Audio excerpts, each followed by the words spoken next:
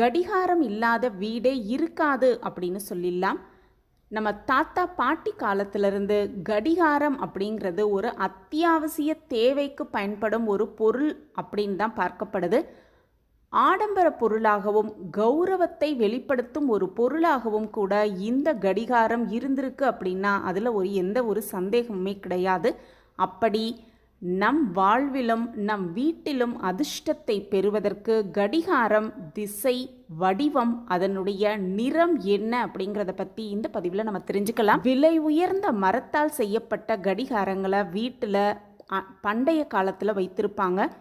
இன்னைக்கு செல்ஃபோனில் நேரம் பார்த்தாலும் கூட ஒவ்வொருவர் வீட்டிலும் கடிகாரம் கண்டிப்பாக இருக்க வேண்டிய ஒரு பொருளாக தான் இருக்குது. நம்ம வீட்டில் கடிகாரத்தை எந்த திசையில் மாட்டி வச்சுருக்கோம், எந்த நிறத்தில் வைத்திருக்கோம், எந்த வடிவத்தில் வைத்திருக்கோம் அப்படிங்கிறத பொறுத்தே